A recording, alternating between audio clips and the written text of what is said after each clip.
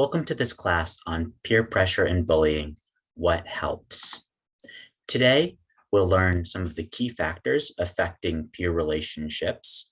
We'll understand the effect of peer pressure on your child's developing brain. We'll define and recognize bullying behaviors. We'll recognize the importance of emotional intelligence as a protective factor when it comes to both peer pressure and bullying.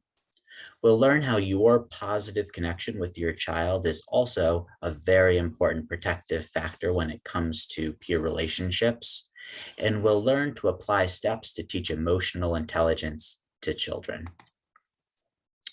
Let's start with emotional intelligence, what it is and why it's important. Now, you may have heard about emotional intelligence before. It's become an important part of the discussion about success in school and relationships in the workplace. What emotional intelligence boils down to is the ability to, one, understand one's own emotions, to then, with that understanding, be able to, as skillfully as possible, manage those emotions, use that self-understanding to understand the thoughts and feelings and emotions of other people and be able to take their perspective to develop a compassionate approach to people who may be struggling with difficult emotions other than your own. Now, emotional intelligence is an important factor when it comes to making, maintaining, and deepening close relationships, particularly with peers. And those close friendships that your child forms are an important protective factor when it comes to peer pressure and bullying. Kids who have close friends tend to have healthier immune systems. They do better in terms of outcomes in school. They don't get bullied as often. And friendships can also be a protective factor or minimize the effects of difficult relationships or scheduling and rule following at home. It can make kids less anxious about trying new things and to feel validated so that they feel good about themselves and then become more likely to go out and do all of those things that make and attract new, close, important friends. So some strategies to help your child make those strong connections.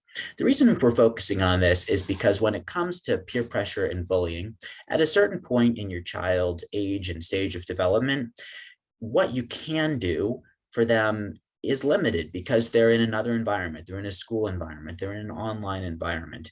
And even if you could interject yourself as a way of avoiding any sort of peer pressure and bullying, it's important for them to learn how to navigate these difficult relationships up to the point where it's affecting their health and safety, so that as they move through life, they can know how to deal with these situations on their own when they come up and don't have the resources of you and their school team that they have when they're children. So first of all, friendship requires opportunity. They have to come in contact with other people who they're likely to be friends with. And this isn't a purely numbers game. Getting your child to go out for the sports team that's popular in their school, if they don't like or enjoy that sport, is not going to be a place where they necessarily make meaningful connections and friendships, because the people who are there are going to be the ones who do enjoy that. So getting them into the activities where they're feeling authentically interested makes them comfortable and at ease with themselves, which attracts other people to them as charisma, and also allows them to come into contact with a pool of other kids who they may be more likely to make friends with because they share a common interest. Charisma, which is something that we often think of as being something you're born with, like movie stars, politicians having this, is actually a skill that can be developed. And what it really is empathy and ease. Now, what people sort of think of when they think about the friends that they want to be around. I want friends who are interesting and funny and knowledgeable. But what studies have shown is what people really want is people who make them feel valued and interesting and knowledgeable and funny and nice to be around.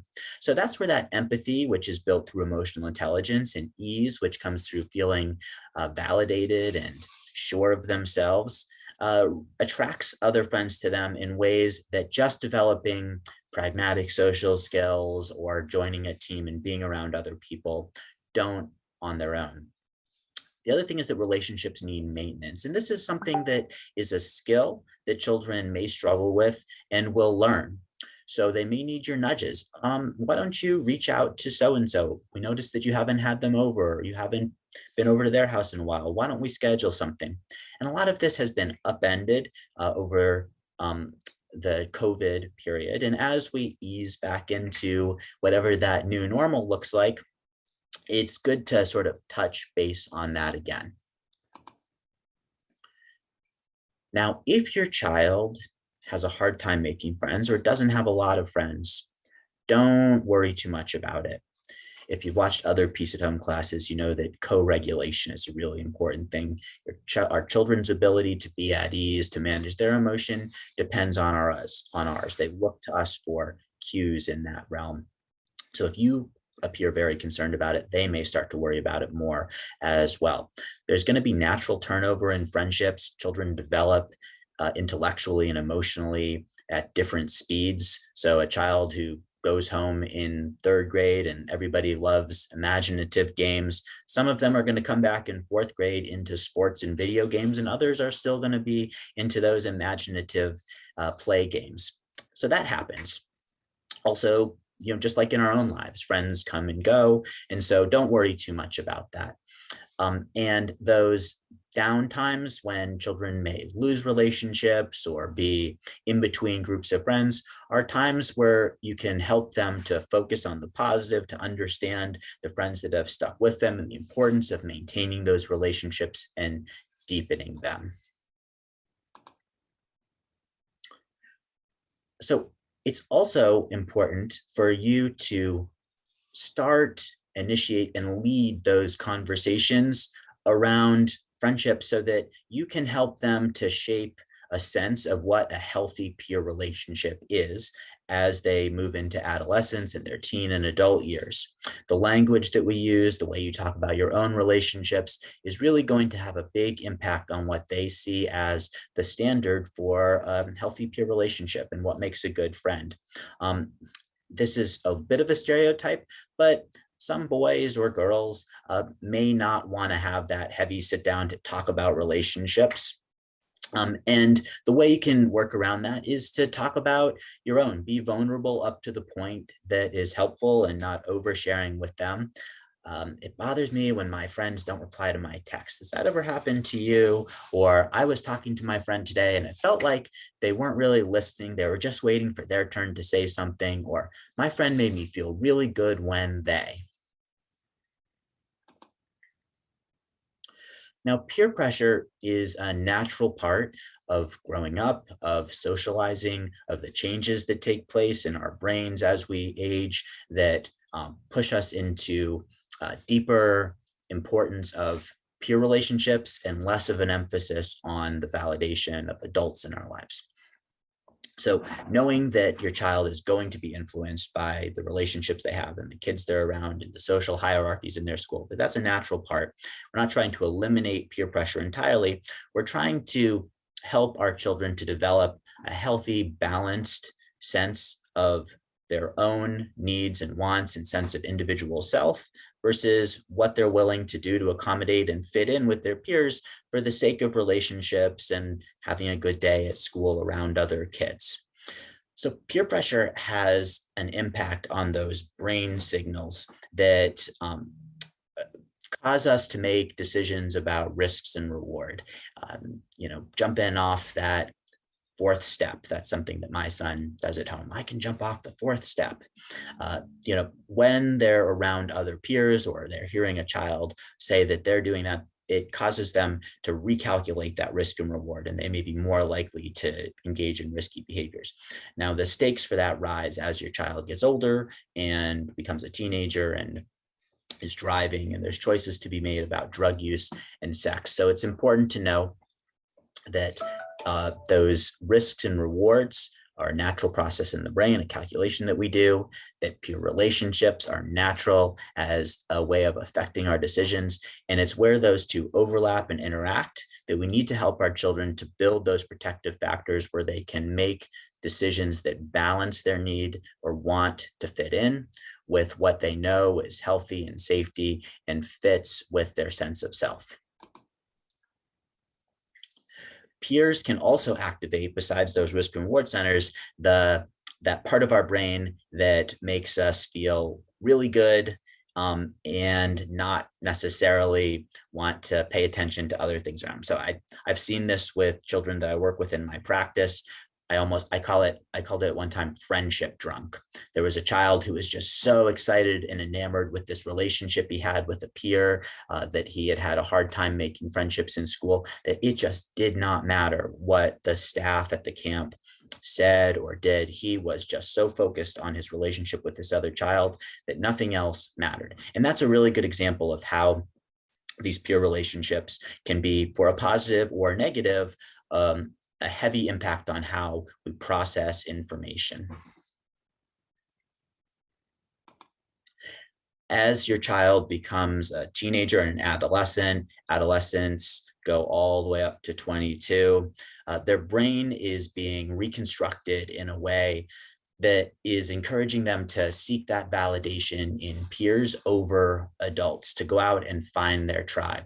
And because of that, it can really feel like a life or death situation when they're left out of relationships with peers and things to do. And it can feel extra rewarding when they're asked to be involved and included. So as a caregiver, that understanding can help us to take a compassionate approach to dealing with mistakes when they happen on social media or in person. Now, social media becomes an amplifying factor in all of this, because the applications that kids are using to communicate have been created by software engineers and neuroscientists to have a maximum impact on those brain chemistry risks and rewards centers that we just talked about, to light up those reward centers when there's some sort of a social interaction at an irregular interval. That's the most powerful reinforcer. So having those conversations with your child about our behavior online, and just understanding that technology is not a neutral platform, that it's built for a purpose, which is to keep you engaged, can help them to make those better decisions as they navigate the world of peer relationships online. Now, peer pressure can be both positive or negative. If they're around positive peers, encouraging them to do well in school and do community service and interacting in positive ways, that's a good thing. Now, but bullying is a negative behavior, and it's something that does happen despite a growing attention to it and more of an understanding. Now, the Center for Disease Control defines bullying as unwanted aggressive behavior, observed or perceived power imbalance, and repetition of behaviors or high likelihood of repetition of those behaviors. So not necessarily just a one-time mean interaction, but a continued negative interaction or aggressive behavior. And the second one is important because it's not just about what a teacher sees, it's that perceived piece as well that a child may be feeling and noticing themselves. So some things that you can ask yourself if your child comes home talking about a negative interaction that they had. I had this at my house at dinner. My 7-year-old came home and said that his neck hurt because somebody had thrown him on the ground during rough play or recess. We had to ask him some questions to sort of get a sense of whether this was rough play that got out of hand or a bullying situation that was unsafe and something that needed to be addressed. So you can ask yourself, is the behavior unwanted aggression or just physical play? Are there longstanding issues between the children, or are they longstanding friends and maybe just had a little scuffle? Does the body language indicate that one of them is showing signs of distress? Is it repeated or likely to be repeated?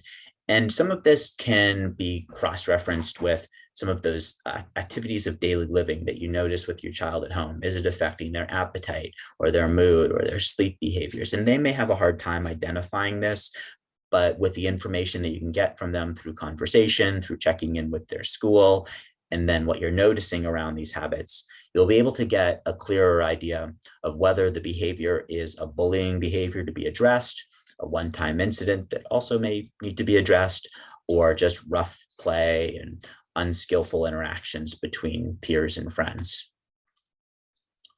Some other questions to consider are what constitutes that power imbalance, that second piece of the CDC definition. Some of that involve physical characteristics, not just older children, but as children develop at uneven paces. Some children who are the same age are much bigger than others.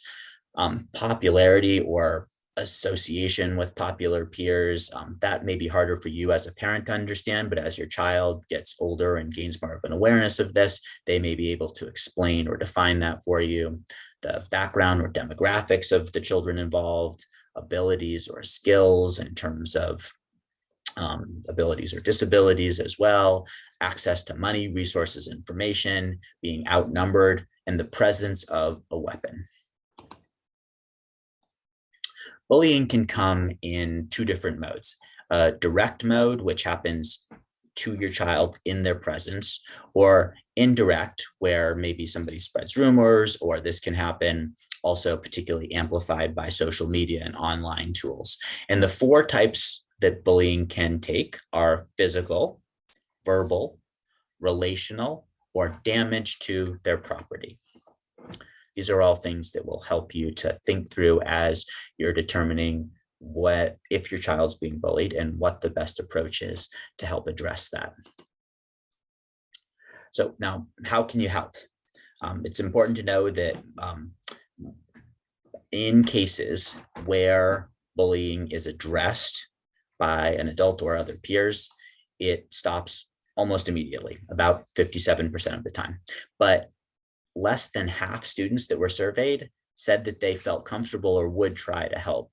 So keep those open lines of communication. Talk to your child about bullying, talk to them about peer pressure, talk to them about friendship and connections. Encourage kids to do what they love. That develops that emotional intelligence and a sense of self that attracts those healthy peer relationships and makes them more able to tell what is healthy interaction and what is not. Model kindness and respect yourself, and encourage children to get help from teachers or people around, or to tell you when they are being bullied or they see somebody else being bullied. Now, probably the most protective factor, the thing you have the most impact on, is the positive connections that you build with your child at home. This does a number of different things. It helps them to, by modeling what those healthy connections look like, it just builds in a sense of calm and comfort and a sense of a positive view of themselves. And it opens those lines of communication so that when something does come up, you're able to address it with them. So we recommend about 20 minutes of uninterrupted, positive one-on-one attention in which you release your agenda, you meet them where they're at. This can look different from young children up through high schoolers and teenagers, but it may mean joining them in their messy room and not saying anything about the mess in that moment, or the smell or the dirty dishes, listening to their music or looking at their game that they're playing, even if it's not the one that you would choose. You can always address those things at another time, but building in time just to focus on that positive connection to enter into their world. In order to do this, in general, being playful, being open, noticing and accepting, reflecting their feelings back to them so that you can help them to understand them and make sure that you understand them as well. Responding warmly when they do share with them. Match your expectations to their age and stage of development so that they continue to feel successful and positive at home. Accept them as a unique person outside of yourself that will have different interests and different likes and different ways of being, even at the same time as you see the similarities with yourself or other caregivers in their lives. Allow them to experiment, explore, and fail. Keep those open lines of communication, be there to support and process with them, both with successes and failures. Express interest in their points of view and appreciation for them having and developing them, even if you don't agree with them. And spend that positive time together every day. Some takeaways are that emotional intelligence is key to building healthy relationships, and those strong relationships and connections become a protective factor against bullying and peer pressure. Peer pressure is going to be there, and shaping your child's relationship with their peers and how they see themselves is how you help them to maintain balance with that and make good decisions. Bullying looks many different ways. It can come in different forms. So understanding what it can look like can help you to have those conversations with your child to assess the danger and figure out how to address it. And your positive connection with your child keeps those open lines of communications and models healthy relationships. Thank you for watching today. Remember that there's handouts associated with this. Please sign up for a live class with Peace at Home Parenting, attend our monthly Q&A session. We have a private monitored Facebook group where parents interact and support with each other and Peace at Home experts. And I and all of the teachers at Peace at Home are available for one-on-one private coaching. Please email us at solutions@peaceathomeparenting.com. Thank you.